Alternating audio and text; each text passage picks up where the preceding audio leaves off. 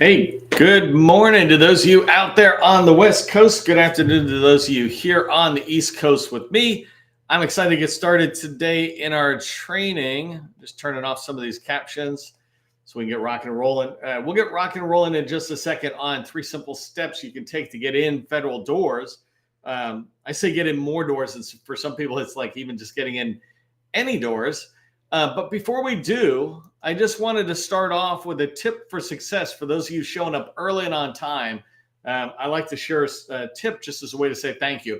And so my tip for you is if you think you can or you think you can't, you are right. If you think you can or if you think you can't, you're correct. And your success, and if you're trying to get into federal doors like we're going to talk about today, if you think you can get indoors, you're going to get indoors. And if you think you can't get indoors, and I never can get indoors, then you're right about that too. And you're not going to get indoors. One of my favorite lines that changed for me somewhere down the line, because I grew up in the old school way of thinking that there's no such word as can't. You can't say can't, right? There's no such word as can't. But somebody changed that just a little bit for me one day, and I really liked it, which this idea of I can't get indoors yet.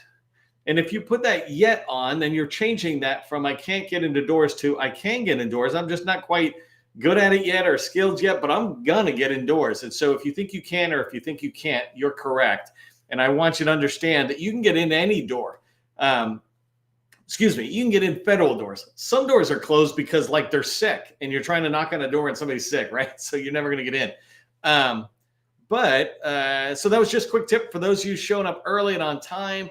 Make sure you put your company name, your core competency into the chat. Let us know who you are. When you put your core competency in, try to just put 2 or 3 words and say, hey, this is who we are. Give us just basic information, not like everything about your company. First off, you got to remember how chat works. We won't see it all. And so you want us to see little things at a time. When you do that, it begins to be good for us. Hello to everybody who's chatting in the chat. I'm going to get started on the formal training and I'll see the chat less, but that is your community. And then I'll come back afterwards and engage. Okay, so let me get rocking and rolling on the official training. A question I get asked a lot, it's actually the question I get asked the most, right? How can I start and build relationships? In particular, in the federal government, it's like, how can I start and build relationships with federal buyers, with teammates, et cetera? And starting and building those relationships, that's a fundamental skill to sales. If you're not building relationships, then you're not really having the success that you could have within sales. And I want to help you with that. I had a small business. I just want to tell you a quick story. Yesterday, I had a small business reach out to me. And when I say small business, they were doing somewhere between 5 and 10 million. So they weren't just starting, but they reached out to me yesterday to talk about their challenges, their sales challenges, and what's going on with the revenue in their company. And their challenge in their mind when we first started to have the conversation was that, we're not winning proposals. We're writing it correctly. We think we're getting in there. We're talking about win themes, et cetera, and really trying to communicate it, but we're not winning proposals. And what I tell people, whenever you're not winning proposals, you need to see if you're writing winning proposals. And if you are, then you need to look at your shift left in that activity and go, well, are we doing capture? And basically the reason they're not winning the proposals, as I kind of know just from experience, but they began to understand through the conversation, as we talked, they realized that they're not doing a lot of capture because they're not able to get into doors yet, right? They're not getting into the doors to speak to buyers about their challenges and their pain points. If you've ever written proposals, we need to understand a customer's challenges and pain points. What are they running into? What are their goals and objectives? What do they see for the future that they're trying to accomplish? And the thing to keep in mind is this challenge, I've been doing this 7 years now of coaching, right? 20 years doing it myself, but 7 years of coaching. I help businesses that are brand new coming out of the gate, businesses that are in the $10 to $40 million range, and billion-dollar companies. And salespeople all have that same kind of challenge. These 2 major challenges, right? How do I hear about opportunities that I can win? And then how do I start and build relationships? How can I get in the door? And that's what we're talking about today. And so starting and building relationships and success demands you be able to get in the door, that you develop the skills around starting and building relationships. That begins with getting in the door, right? Building a relationship, starting and building a relationship. You have to get in the door to start going down that direction. And that's what we're going to talk about today in today's training. Really quickly, in case I forget to say this, if you're on YouTube, Twitter, Facebook, God forbid, come on over to LinkedIn. This is where the community is. You can find federal buyers and other government contractors that you can build a relationship with. You cannot do that on any other social platform. And so come on in here. Just today, to put it in perspective, personally, I connected with a head of contracting for a major department within the federal market. So very high up, the highest level of contracting. And because I connected with them and engaged with them here on LinkedIn, I was then able to engage with somebody who was also very senior, but a direct report, and then somebody over on the DOD side, even higher up. These three people, all of it happened this morning, and all of it happened because of what I'm engaging with and what I'm doing. But when you want to reach buyers, LinkedIn is where we are. And so come on over here. We'd love to have you in. It's where you can sit there and in the chat really engage with people on LinkedIn. Okay, so let's talk about landing more meetings with federal buyers. Here's 3 simple steps we're going to talk about on how to land a meeting with federal buyers, or land a lot of meetings. First thing, and so I'm going to break today's training down into these 3 tips. First thing is pick the right door. Second one is ask the right way. Ask for that meeting the right way. And then the third tip is going to be follow up relentlessly. Follow up as if you want that meeting, right? And that's what we're going to cover down on today. If you don't know who I am, my name is Neil McDonald. I am the president of the GovCon Chamber of Commerce, and I want to welcome you to my federal sales training where I provide tips for success in the federal market.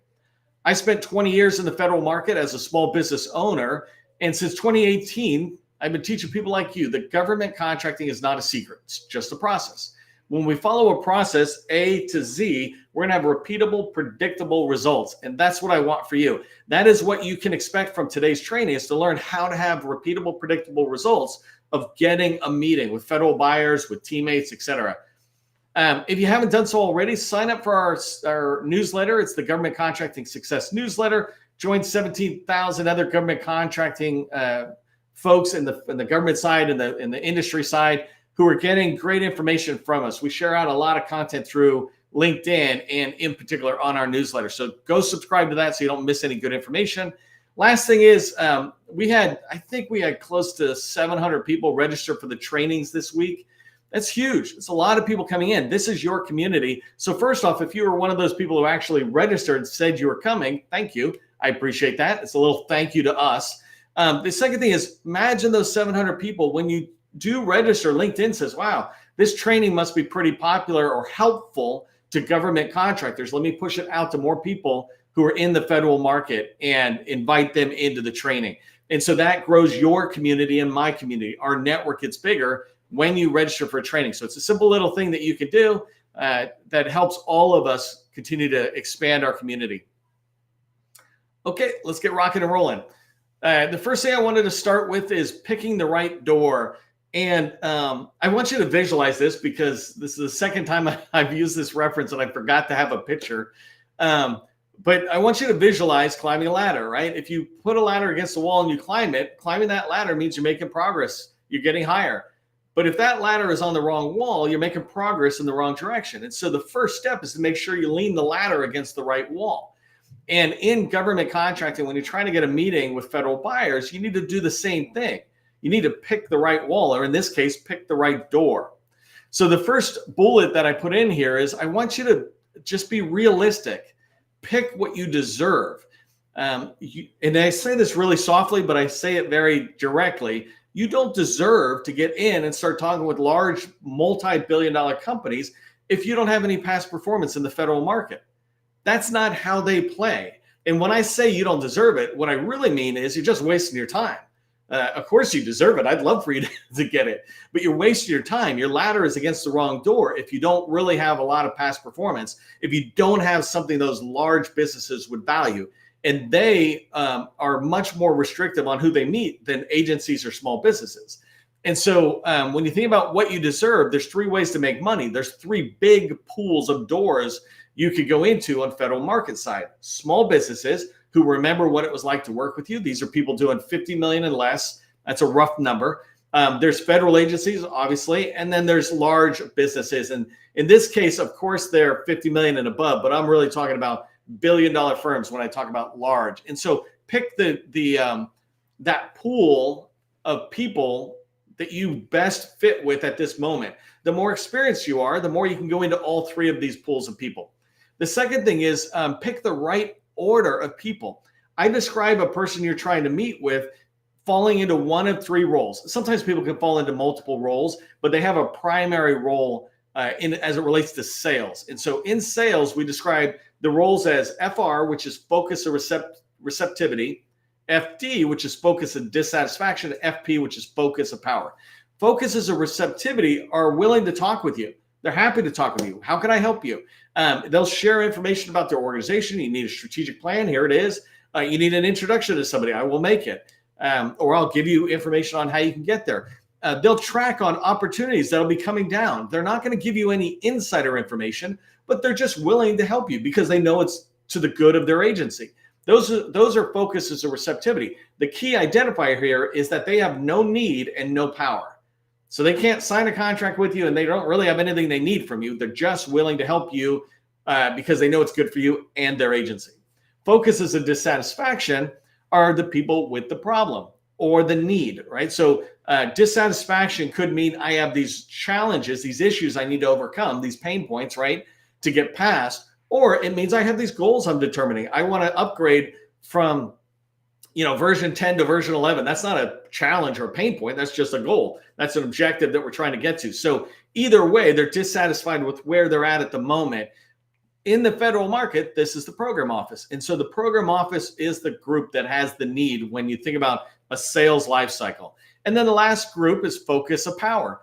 Focus of power, it's the contracting officer, but you can expand that out to the entire acquisition workforce, which is anybody related to the that contract acquisition. So you might think contract specialist, contracting officer representative or core, the small business specialist, and the contracting officer. They kind of all work together to get a contract signed. The contracting officer is the ultimate focus of power where they sign it. But I'm telling you right now, contract specialists have massive amount of influence because they work hand in hand with the contracting officer. Some contract specialists, and I don't know if I'm saying this the right way, but when they're in number two, this person is signing it, but this person here is also a contract officer. They're just supporting the other person's bigger requirement. So pick the right order. Understand when you're trying to get the right door, are you trying to just get in? If you are, tend towards focuses or receptivity. The next bullet, find people who believe what you believe. And this goes together with the fourth bullet, find people who buy what you sell. So the idea of the right door is, why would you knock on a door of somebody who doesn't buy what you sell? So if I'm trying to get in and talk to a contracting officer about my IT services or I do AI and ML services, if I'm trying to get in and talk to a contracting officer about that, but the contracting officer tends to buy on behalf of the government construction related services, if I send a message over, it's just going to hit an audience that doesn't believe what I believe. They don't believe that AI is important because at the moment they believe that construction is important. It's not like they're knocking AI. It's not their world. They don't buy what I sell. And so that's not a good fit. You need to make sure when you think about finding that right door, picking the right door, it really begins with understanding who's buying what you're selling. And the same thing can be with a focus of dissatisfaction and to some element of focus or receptivity. Focuses or receptivity are a lot looser. You could talk to somebody who's in facility management and they have a regular meeting once a week or once a month with the IT director or something. So that person's a little easier to go across the board. Fifth bullet here, I said, look for commonality when you think about the right door. And this one's, there's a lot of subliminal things that happen out there. And this one is just a fact of life that we like working with people who seem a little bit more like us. And an example is, this is what larges want, right? Larges want to know that you're going to be risk-free when they work with you and that you're going to bring this extra value. They're looking for a small business that is, kind of on track with being as organizationally mature as the large business is. That's the commonality. Well, I put here the U.S. Coast Guard. They just like working with coasties. People who are in the Army like working with Army folks, right? I can go, I'm an Army guy, and I can try to go sell into the Navy. I got to tell you, I got a lot more in common with the Air Force. I don't really understand boats. Why would you have a boat floating out on the water? which is not realistic since I got a huge picture behind me of a sailboat, and that's where I'd rather be. But I digress. Think about that though. If you're trying to knock on doors, where can you find common doors? So especially if you're just kind of getting started, if you've got traction in the educational world, maybe the DH or the Department of Education is the place to be. And the last one I put here is back from my earliest sales days. I've been doing sales for, way too long, right? I like to pretend like I'm young, but when I sit there and tell you how long I've been doing it, that blows that out of the water. But this idea, I used to sell vacuum cleaners door to door, if you don't know this. And vacuum cleaner sales is now it doesn't even really exist. But back then, you go door to door, and it was an aggressive thing. And there was two things about going out and picking the right door. First thing is I needed to make sure I was picking the right neighborhood. I didn't want to go into a neighborhood where it was just a rundown neighborhood. If it was, there was two things. They probably didn't really care about a very expensive vacuum cleaner, and they probably weren't going to spend that much on a vacuum cleaner when they could pick it up for 25% of the cost somewhere else, right? At Sears.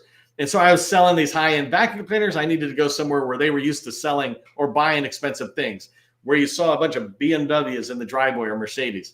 The second thing was, if you saw signs on the door when you're selling vacuum cleaners that said, beware of dog, that just is a sign that says, beware of that house and keep moving, right? The mail carriers have to deliver every house, but we vacuum cleaner, we salespeople keep on going. And so when you think about picking the right door, just avoid those doors where people are brutal and not nice to you. And in this case, it would be that vicious dog. Just move on. There are so many people, and I'll talk about this in a minute, who want to hear from you. Okay, so let's talk about asking the right way. In this case, what I'm talking about is we reach out on phone or email or social media maybe to try to set up a meeting. So the first tip I give you is before you ever ask, give, right? Unless you're trying to get out to a ton of people, if you just slow it down and reach out to people after you've given them something. So an example is I mentioned a couple of these government senior contracting people came out. I gave something. I actually didn't even give it to get something. I just gave it because I thought it would be valuable. And they appreciated it. And so they connected with me. And I went, well, I'd love to connect with you so that I could share your message with industry. And so then I asked, but sometimes, if you just give of your expertise about painting or elevator services or about artificial intelligence or cybersecurity, software development, if you give of yourself, it makes it so much easier to ask. And so one way you could give of yourself is like, a infographic of the top 10 tips of what you're good at. All right, the second bullet I have is, and I just want to use this as an example. When you ask the right way, it means you get into this rhythm that works. And this old way, it's again goes back to a different type of sales that's more transactional, but it aligns to the clear and concise bullet. That's the next one. But what I used to say to people when I would reach out and try to get a meeting with them is I say, hey, I have something I want to show you. It'll only take 15 minutes of your time. You may or may not be interested. I literally used to say that 20 plus years ago, 25 years plus ago. And I still remember it that easy. And I could shift those 3 bullets around. You may or may not be interested, but I got something I want to show you. It'll only take 15 minutes of your time. The point is that is really, really concise. And you get a bunch of no's and some yeses. But you don't, when you're asking for a meeting, you don't need to be very verbose. You don't need to tell people everything that's out there. You're just trying to see if you engage their interest. In here, in the federal space, we might say something a little bit more specific, like, I want to talk to you about, it's funny. I used to say the federal market with one of my customers, and I noticed they're not getting results. I'm going to advise them today in the meeting I have that, hey, let's bring that down a level to say, hey, I'd like to talk to you about DevCom or something. There's a specific command within the government or in DoD, and be really specific. But that third bullet, when you ask for a meeting, you want to be really clear and concise. What I put here is remove the friction. And the friction is everything about your company that distracts from your ask. You're asking for a meeting. Don't talk to them about all this other stuff you do. Don't put links into your signature line, all these extra links, because what happens is you're giving people a reason to go do anything but answer the question. We want to make it easy for them to say yes and then quickly respond to you.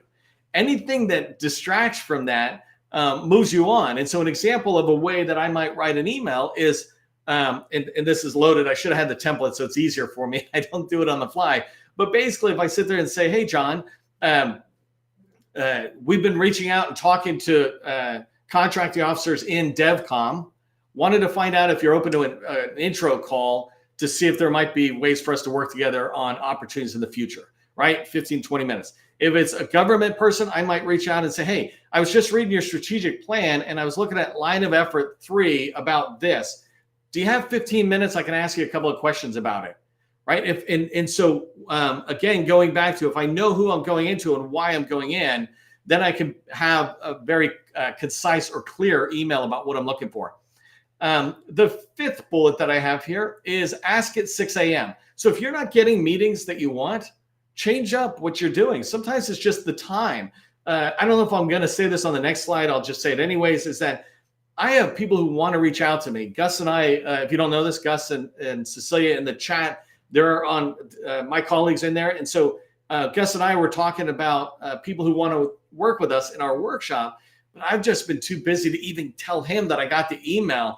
And so sometimes people don't get to it. But like I mentioned a minute ago with this DoD contracting officer that I connected with this morning, well, she and I both did this at 5:30 or 6 o'clock in the morning, right? And so people operate at different times. And so, if I'm not getting back to you and I haven't said no, then reach back out. It's the same thing. If you're trying to get into a federal agency door and they haven't said no, then the answer is yes. They just haven't said that yet. But if you reach out at 6 a.m., now you're at the top of their inbox, or you're there when they've got the coffee. It's the first thing. You know how it is. Sometimes we're so obsessed. We look at our phones the first thing in the morning. It's like, oh, I got to get back to that person. And the other next bullet I have here is getting intros. So asking the right way, one of the best ways to get a meeting is to get a referral or what we call a warm introduction, right? And so those focuses of receptivity I mentioned before are perfect for that within an agency. But sometimes on the outside, if you're having trouble even getting started in an agency, but you know the agency you want to get into, like I said, DevCom, then I can look at these 7 mentors. And I have whole separate trainings you can find on that. But basically, the 7 mentors are the Small Business Development Center, SBDCs, the Women Business Center, the Veteran Business Center. All of those are SBA funded, basically. The PTACs, which are called Apex Accelerators now. And then there's SBA PCRs, SBA Business Opportunity Specialists. There was somebody else, and then there was us. Or maybe we were 7. But it doesn't matter because these ones down here, the Women Business Center or the PTACs, right? Those are people who have relationships with the agencies you're probably trying to get into. So you can reach out to them. Make sure you're building a relationship, right? You want this network in place, but you can ask for an introduction. Hey, can you introduce me even to the small business specialist, which then gets you to the next level. And the last one is social sell. That means use LinkedIn and get out there and engage, share. Remember what I said about give first, then ask, but engage with the content other people are sharing. Get in and give it a thumbs up. That's a minimal way to engage. Or you can provide a valuable comment in there that kind of drives the dialogue along. And those of us, and I'm speaking personally, those of us who put content out there, when somebody puts a relevant comment in that kind of keeps the dialogue going, even if they slightly disagree with me, which, oh my God, why would you ever do that? But even if they slightly disagree with me, right, it gets the engagement going. And that's what we content creators want. And content creators are not just in the industry or in Silicon Valley. They are federal buyers as well. Federal buyers are trying to get the discussion going about where we're going with data, et cetera. Okay. Oh, before I go to the next slide, I just want to talk about some exciting news. If you haven't heard about it already, we are launching GovCon in a Box, which is a web-based solution that'll solve the top challenges small businesses have in government contracting. Those top challenges are getting in the door to meet federal buyers, literally what we're talking about today, finding teammates who want to work with you, and then identifying, pursuing, and responding to opportunities that you can win. If this is something you'd be interested in hearing about, just join the wait list, govconinabox.com, and we'll let you know when it drops. It's very soon. We want to make sure we're not going to have everything in day one, but we want to make sure whatever we drop on day one is our level of quality. Okay, so let's wrap up here with following up relentlessly. Step 3, so make sure you're going after the right door. Make sure you're doing it the right way. And step 3 is follow up relentlessly. Too many people quit early and I tried, they didn't get back to me. How many times do you try? 2 times? 5 times, that's not enough. You need to follow up 60 times.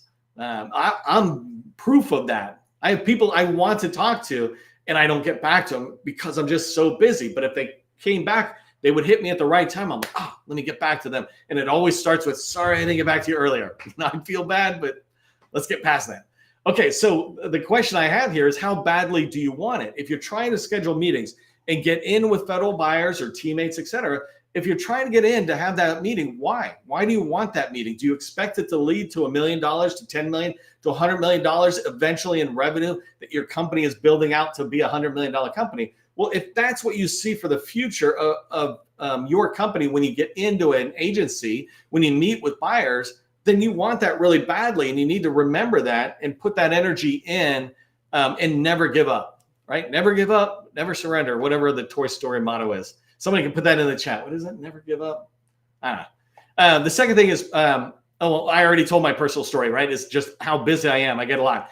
I used to teach a 90-day or 30-day follow-up. Now I'm just going to expand it because 30 days is not enough. You need to follow up for 90 days. If you're trying to get into an agency, and for me, like if I'm trying to get into a command like DevCom, then I need to be coming at it from many different angles, and I need to consistently follow up. I need to find different ways of going at it and saying, well, is there an industry day I can piggyback on and work my way in? Can I find people who are already winning to get my way in? That takes time. I am not the person here to tell you you're going to do anything quickly, but if you do it correctly, you will eventually have a lot of success with minimal effort because you've developed the skills. And so one of the things you need to pay attention to if you're going to be following up relentlessly, trying to pursue a particular agency, is you want to sit there and have 1,000 leads that are going into that particular agency. And I put this example down that I helped a customer of ours with that what we did was just found winning companies that are winning in the federal market that are over $15 million of revenue last year, that are small businesses. So this was a very niched search that we were doing. And they were in the administrative support side of the house. So 541, 611. So that search, and we did this just so you know, in USA Spending and FPDS, that search allowed us to get, I don't know, somewhere close to 250 leads, that one teeny search. And so if I wanted to go into DevCom as an example, and I don't actually know the details of DevCom, but I could go in and say, well, I don't care about the $15 million limit. I'm looking for anybody who can help get me in the door so I can begin to develop the relationships myself. I can go onto LinkedIn and find a ton of people who say they work for Development Command, or I think that's what it is. And I can find a ton of small businesses that are in there. So build a list of 1,000 leads. If you really want to get into the Army, then build the list of leads into the Army so that you can grow in there. The last thing I want you to understand is the bell curve. This bell curve, I came on it from the technology adoption cycle. So there's a book called Crossing the Chasm, and the chasm doesn't really matter today. It's an adoption thing. But what I want you to understand is that only 2.5% of the people. So if you reach out to 100 people, only 2 people are going to go, oh my God, thank you. You called me. Let's schedule a meeting, right?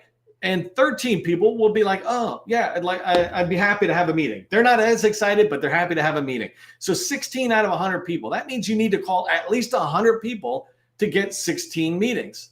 Don't stop at 30, 50, or 80 people. Call 100 people. And that is why I 10x it up to 1,000 and say, well, why call just the bare minimum? Call enough to guarantee you will get meetings in the agencies you want to get into. All right, let me wrap up with 3 last tips for you on what you can do coming out of today's training. First thing is just pick the agency you want to get into. Pick that one door. Even tighten it down. If you're looking at the Navy, go to NAVC or go down to Naval Warfare Centers. Pick the place you want to get into. Then gather as many names as you can, right? In this particular case, you might grab 250 to 500 names just for that one little area. You keep growing it if your department gets bigger. And then last thing, follow what I taught you and create a plan to get in the door, right? There's you can go on and see a bunch of other training I do about how do you write emails, how do you do phone calls and leave voicemails to get meetings, but create a plan and just drive towards it on a consistent basis. And if you pursue it relentlessly, you will have the success that you want. Okay, don't forget to subscribe to our newsletter. I'm going to be scheduling training for next week. So we do lives every single weekday. And so I'll be dropping that in the newsletter on Sunday is when I drop it. I don't give you a lot of heads up that it's coming. So just block out noon every single day. And then don't forget to register for those trainings. If you're a company doing 2+ million and you're interested in our support, reach out to us on govconchamber.com/workshops and learn more about it. I will talk to you later. Don't forget, government contracting, it is not a secret. It's just a process. I'll see you in the next training.